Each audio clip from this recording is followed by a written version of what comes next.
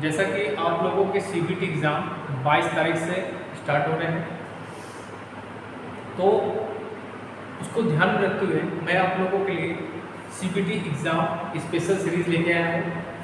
अगर आप ये क्वेश्चंस पढ़ के आते हैं तो निश्चित तौर पे आपके 95% नंबर कहीं नहीं गए। ठीक है, कोशिश करिएगा, पूरा वीडियो देखिए। और अगर आप चैनल पर नए हो तो प्लीज़ सबसे पहले आप चैनल को लाइक करो, शेयर करो एंड सब्सक्राइब जरूर।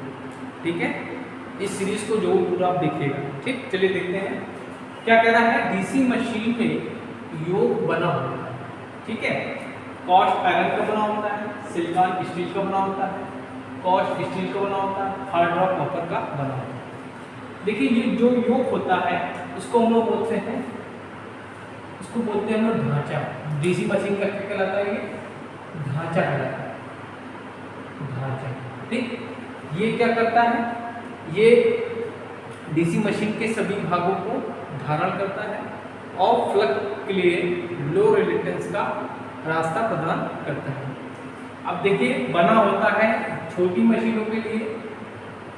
छोटी मशीन जो होंगी आपकी, उनमें जो योग बना होता है वो होता है आपका कॉस्ट आयरन का। तो इसमें आंसर क्या होगा आपका? Cost iron. सिलिकॉन स्टील का आर्मेचर बना होता है, सिलिकॉन स्टील का आर्मेचर बना होता है। ठीक है, कॉस्ट स्टील का योग बना होता है किस पे? बड़ी मशीनों के लिए, बड़ी मशीनों के लिए। ठीक है, और जो हार्ड रॉक कॉपर होता है ये बना होता है आपका कम्यूटेटर। कम्यूटेटर जो होता है ये बना होता है आपका हार्ड रॉक कॉपर। ठीक है, चलिए अगला क्वेश्चन देखते हैं। डीसी मशीन किस सिद्धांत पर कार्य करती है? जो आपकी मशीन होती है वो किस प्रिंसिपल पर कार्य करती है ये पूछ रहा है।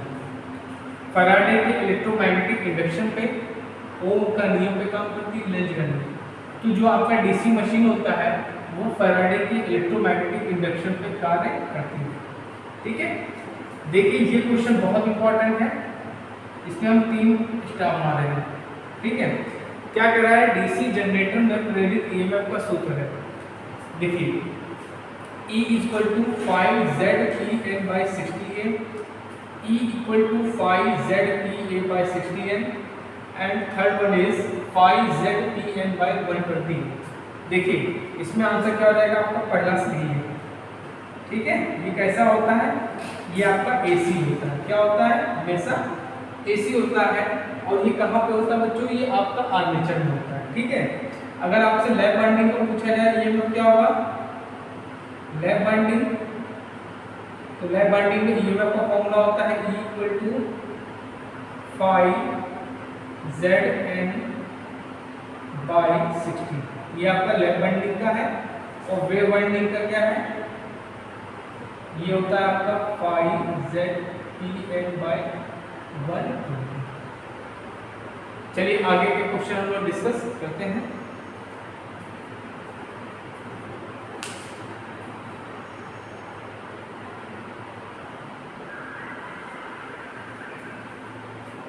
देखिए, जो मैं क्वेश्चन बता रहा हूँ इनको आप एक बार पढ़ के जरूर जाइएगा, 100% आपके अच्छे नंबर आएंगे। ठीक है, देखिए क्या कह रहा है कि डीसी जनरेटर में प्रेरित ईएमएफ की दिशा किस नियम से ज्ञात करते हैं? ठीक है, फ्लेमिंग की लेफ्ट हैंड रूल का, Fleming right hand rule use करते हैं, फैराडे लॉ यूज करते हैं, ओम्स लॉ। देखिए, डीसी जनरेटर में हम लोग फ्लेमिंग का राइट हैंड रूल यूज करते हैं। फ्लेमिंग का जो राइट हैंड रूल है उसका प्रयोग करते हैं। तो इसमें आंसर क्या हो जाएगा आपका? ये सही है। और जो फ्लेमिंग के लेफ्ट हैंड रूल है ये आपका डीसी मोटर में यूज करते हैं। किसमें? डीसी मोटर में। चलिए अगला क्वेश्चन देखते हैं। डीसी जनरेटर में पोल शू का कार्य क्या है? बहुत इंपॉर्टेंट क्वेश्चन है। ठीक है, एयर गैप को बढ़ाता है, फ्लक्स को एयर गैप में समान रूप से वितरित करता है, चुंबकीय हानियों को करता है नन। तो देखिए, पोल शू जो होता है, देखिए पोल शू जो होता है इस प्रकार से बना होता है। ठीक है, पोल शू जो होता है इस प्रकार से बना होता है। ठीक, अब बना किसका होता है? ये बना होता है आपका कास्ट आयरन का। इसका कास्ट आयरन का ये बना होता है। अब पूछा इसका कार्य क्या होता है, तो इसका काम क्या है कि एयर गैप में फ्लक्स को समान रूप से वितरित करना, ये आपका काम क्या है, फोर्स होता है। चलिए अगला क्वेश्चन देखते हैं, गति रूप से प्रेरित ईएमएफ का सूत्र।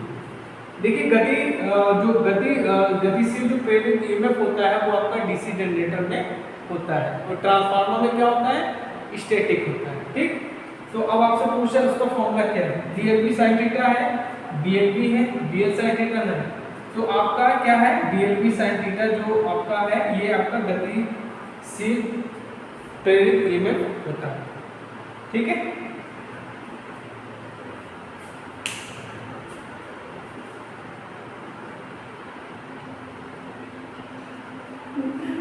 अब देखिए अगला क्वेश्चन देखते हैं, आर्मेचर के प्रतिरोध का मान क्यों कम रखा जाता है, का मान कम क्यों रखा जाता है। आर्मेचर करंट को बढ़ाने के लिए, आर्मेचर वोल्टेज ड्रॉप कम करने के लिए, आर्मेचर का तापमान कम करने के लिए, और चौथा नहीं। देखिए जैसे आपका यह आर्मेचर है, ये आपका आर्मेचर है, अब इसका जो रेजिस्टेंस होता है आर ए, इसकी वैल्यू क्यों कम रखी जाती है ये पूछ रहा है। ठीक है, और ये आपको क्या होगा, ये देखिए हम लोग इसका वैल्यू कम इसलिए रखते हैं कि आर्मेचर में वोल्टेज ड्रॉप क्या हो, कम हो। ठीक है, तो इसमें आंसर क्या हो जाएगा, आर्मेचर में वोल्टेज ड्रॉप को कम करने के लिए। और आर्मेचर रेजिस्टेंस का वैल्यू लगभग होता है 1 ओम होता है, क्या होता है आपका 1 ओम होता है। और अगर आपसे शंट रेजिस्टेंस का पूछा जाए तो ये होता है आपका 100 ओम, ये याद कर लीजिए, ये भी पूछा जा सकता है क्योंकि निम्न के क्वेश्चन हटाई दिए गए। चलिए अगला क्वेश्चन देखते हैं, क्या कह रहा है, डीसी मशीन के ब्रश किसके बने होते हैं।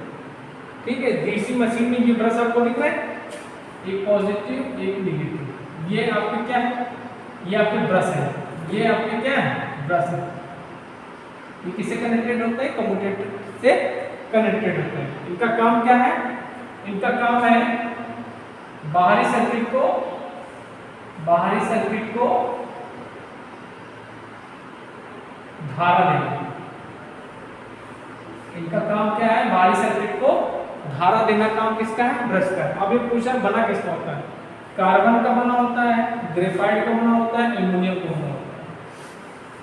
तो बच्चों ये कार्बन का भी बना होता है और ग्रेफाइट का, तो इसमें आंसर क्या हो जाएगा, A+D। कोर को लैमिनेट क्यों करते हैं, वेरी इंपॉर्टेंट क्वेश्चन है, ये भी इंपॉर्टेंट क्वेश्चन है, ये आपका भी इंपॉर्टेंट क्वेश्चन है। ठीक, कोर को लैमिनेट क्यों करते हैं, एडी करंट लॉसेस को कम करने के लिए, हिस्टैरिसीस लॉसेस को कम करने के लिए, कोर हानि को कम करने के लिए, ताम हानि को कम करने के लिए।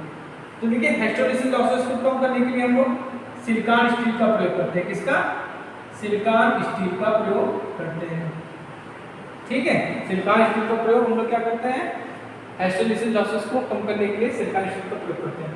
लैमिनेट हम लोग क्या करते हैं, एडी करंट लॉसेस को कम करने के लिए हम लोग कोर को लैमिनेट करते हैं, और लैमिनेट किससे करते हैं, हम लोग लैमिनेट वार्निश से करते हैं। ठीक है, लगभग 1 mm की परत चढ़ाई जाती है। ठीक है,